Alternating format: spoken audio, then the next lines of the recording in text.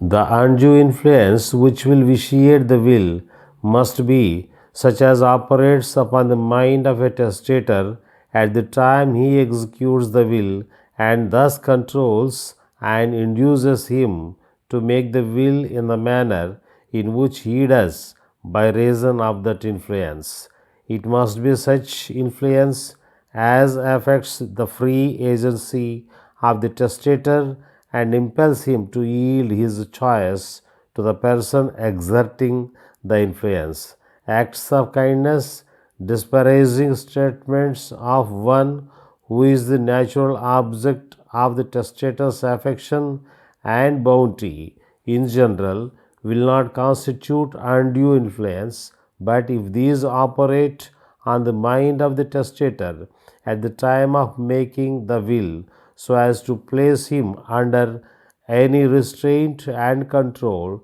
the terms of the will, they may amount to undue influence. It is not necessary that the undue influence be exerted by a beneficiary under the will, neither is it essential that the undue influence be exerted at the time of the execution of the will, but the undue influence that will vitiate a will may be the sum total of the effect of words spoken and acts done at or prior to the time of executing the will,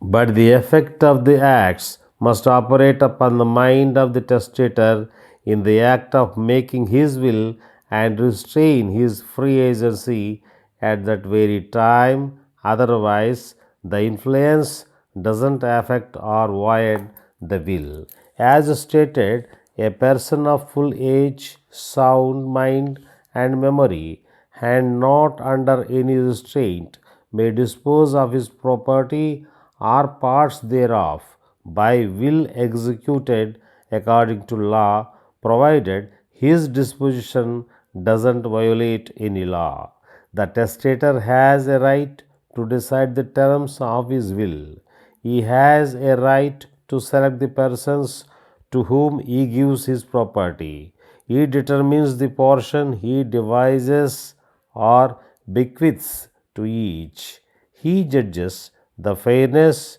justness, or quality of his disposition by will. As its provisions affect others, no one may question his right so to do or challenge his will if made according to law and its provisions don't violate the law. The contents of the will, the effect and consequences of his provisions upon the persons whom the testator would naturally bestow his affections and his estate as apparent from the evidence submitted may be considered in connection with all the evidence in determining whether the testator did possess testamentary capacity or was under restraint at the time of making the will when he did make it. Declarations of the testator made at or after making a will in respect to his children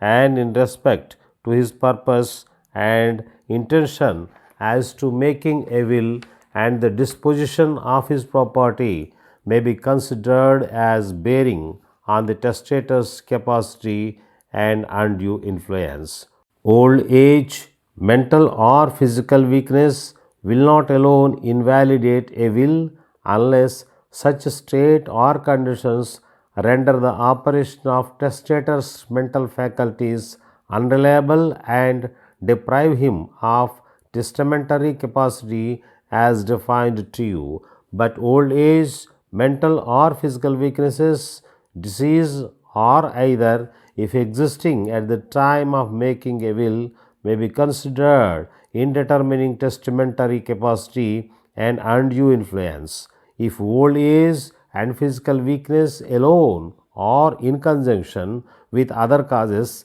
render the operation of testator's mental faculties unreliable and render him incapable of comprehending the provisions of his will and the effect thereof, or render him so susceptible to undue influence operating on his mind at the time of making the will that he acts under restraint in making his will, then such will would be invalid. Much evidence has been submitted bearing upon the issue between the parties. The door to the history of the life and death of John Smith, deceased, has been left ajar. You have been given glimpses therein. Evidence has been introduced tending to prove his age, his marriage, his domestic life, his pleasures, his sorrows, his traits of character, his virtues, and his fatalities, his business enterprises and successes, the extent and value of his estate, the names of his children, their possessions and necessities, his conduct towards them and theirs towards him and each other, his advancements to them, his health and infirmities, his strength and his weaknesses, his sufferings, the opinions of physicians and of acquaintances as to his mental states and faculties. All these and more have been submitted for your consideration. It is your duty to digest these matters of evidence.